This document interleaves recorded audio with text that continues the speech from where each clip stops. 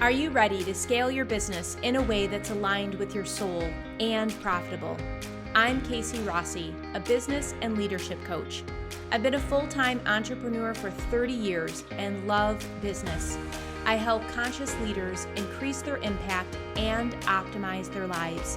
Join me each week for tips and deep conversations on cultivating confidence, increasing your visibility, elevating your vibration, and leading with purpose without burning out. Let's go. Hello, beautiful. Welcome back to the show. Today is a chilly day here in upstate New York. We're expecting a storm with 5+ inches of snow. I hope this episode finds you warm and cozy with a smile on your face, that you're humming along with intention and equipoise, that you are feeling calm, on purpose, and in your body. If not, that's okay too. Your being here shows that you're ready to take a breath, tune in, and catch a spark of motivation and reset. Today, we are going to be talking about granting ourselves grace. You most likely have spent all year granting others grace, being compassionate and showing kindness to your family, partner, clients, pets. But when was the last time that you showed yourself kindness, softness, and understanding? As high achievers, we spend a lot of time writing to-do lists, thinking of ways to get more done, create more, serve more, just do more in general. And it's time to slow down and take a page from nature, as the Winter Solstice is right around the corner here in the Northern Hemisphere. It's December 21st, 2022. But no matter when you are listening to this, you will benefit from taking a beat, breathing into intention, and slowing down. The term solstice comes from the Latin word sol, which means sun, and sister, which means to stand still. Because during the solstice, the angle between the sun's rays and the plane of the Earth's equator appears to stand still. I think that's really cool. We can learn a lot by observing nature and the laws of the universe. And this event is an opportunity to honor both the dark and the light within yourself as you acknowledge the dark night and the shortest day of the year. So what does that mean? When you hear honor the dark parts of you, it's referring to things that don't serve you, your shadow parts. And that really includes your thoughts, feelings, actions that you'd like to transform, shift, or release. And we all have them. And it's healthy to acknowledge them versus stuffing down or being in denial. So I know for many years, I would turn it around too quickly. I was very much into positive psychology and really doing the work of checking my thoughts, but also flipping a negative thought. And that can really lead to toxic positivity because we all have these shadow parts inside of us. And when we acknowledge them or make friends with them or really just acknowledge that they exist, our relationship with ourselves becomes much more powerful. And we have an opportunity to not only experience some of the pain and suffering that maybe we were trying to avoid, but when we do, we're also being able to dial into the positivity in a much more embodied, real way that's out of our head. Because when we shut down from one emotion, whether it's fear, sadness, or anxiety, we're really tuning ourselves out from the other spectrum of emotions, the joy, the bliss, the contentment. So this is an opportunity, this solstice is an opportunity to honor both the darkness or the shadow parts of yourself and the light parts like your virtues, your strengths, your positivity, the goodness within, again, in thought, word, and deed. Powerful time of the year. So the solstice is a time to look within, and I like to think about it like a little self-audit, peering in with curiosity and wonder. Again, addressing both dark and shadow elements and purity and light aspects within. And you can do this any time of the year. It's just that this energy of winter points us to go within. And it gives us this extra boost of collective consciousness to take the time to be still and give space to new inspiration to emerge. This is such an opportunity. It's a process not to be rushed. Really relish in it. I invite you to try not to have this be just another thing on the to-do list. Now, if you're like me, you'll need to mark it down and block out space. So yes, we're using our calendar because otherwise life can rush on by.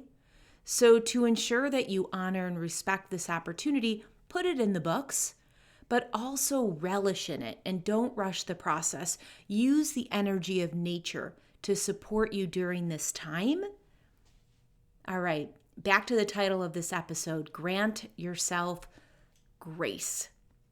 When I even hear the word grace, it calms my nervous system.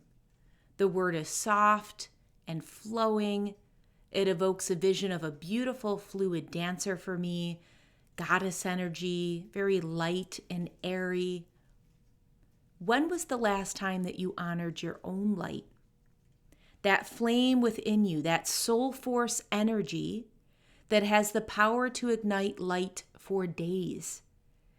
Now, you may have felt it every now and then, but can you hold on to that power? Do you have a practice in place that amplifies that power? If this is something that is interesting to you, if it's a desire like, yes, Casey, I can relate to this. There are times when I feel like I'm in so much flow, that I'm on purpose, that I'm really being a conduit for the higher intentions to flow through me. Now is your time to regroup and set your intentions now. You get to decide who you want to be. You get to choose to let go of anything that is heavy, dark, and unappealing in any way that doesn't serve you. Maybe it served you in the past. Maybe there was some kind of payoff, but it doesn't serve you any longer. And now is your time to let go. Here is a super simple and effective ritual when it comes to tuning in and letting go.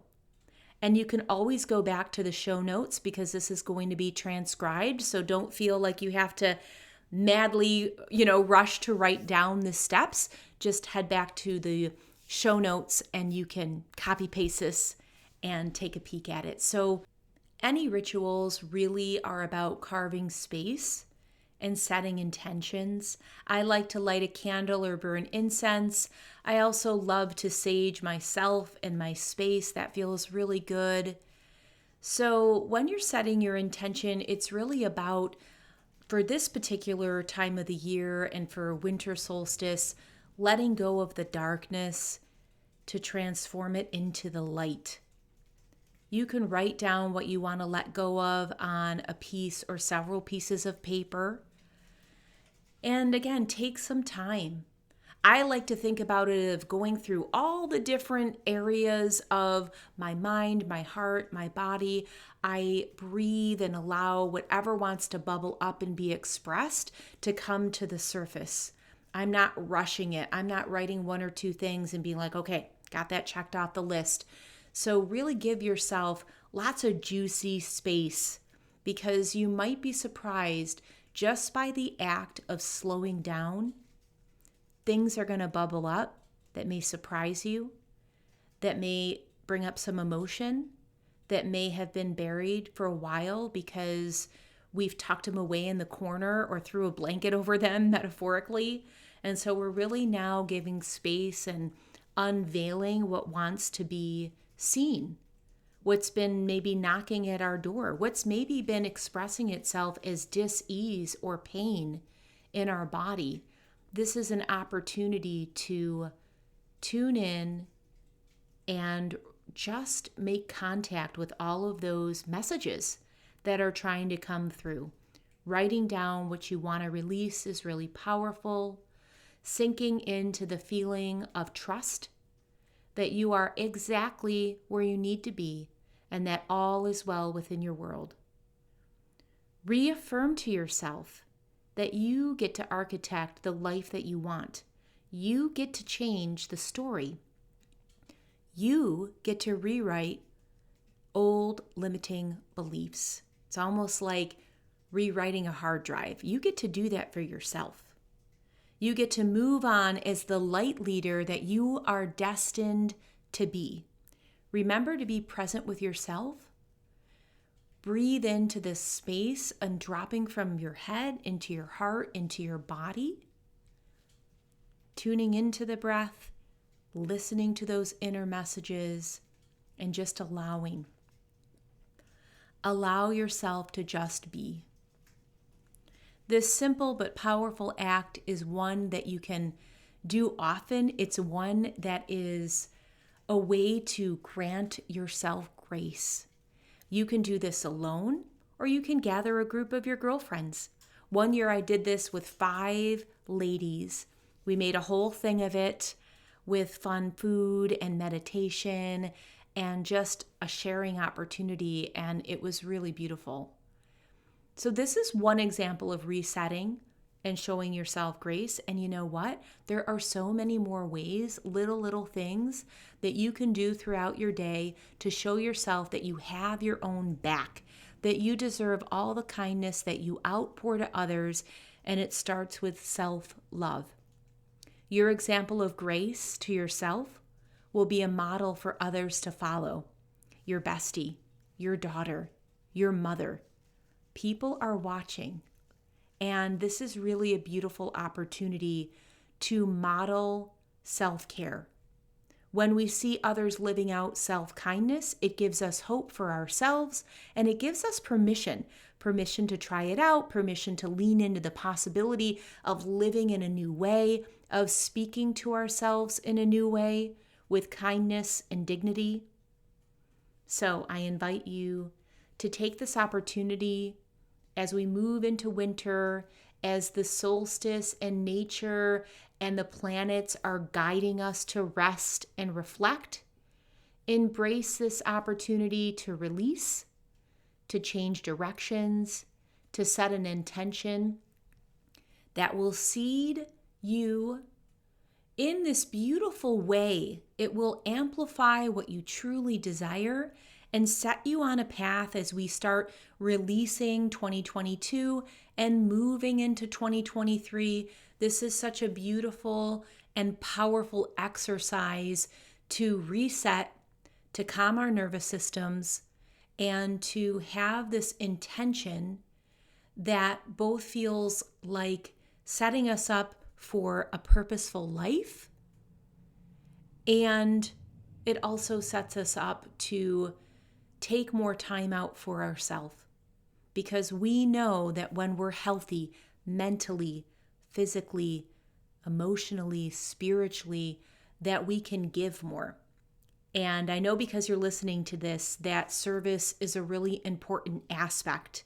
That impact, that ripple effect means something to you. Leaving a legacy means something to you. So start with yourself. Give yourself this time, and I cannot wait to see what comes up for you.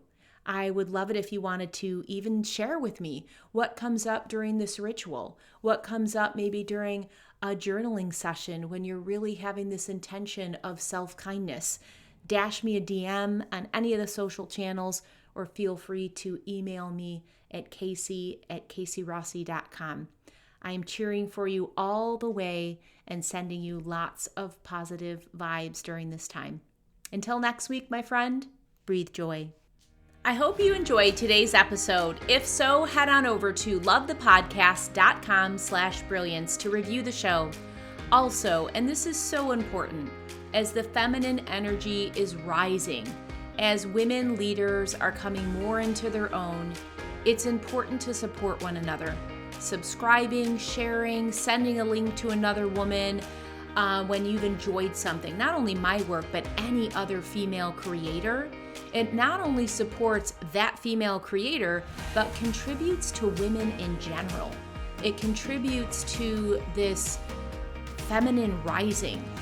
And so, I don't know about you, but that really excites me. I can't wait to see what my friends and other females create.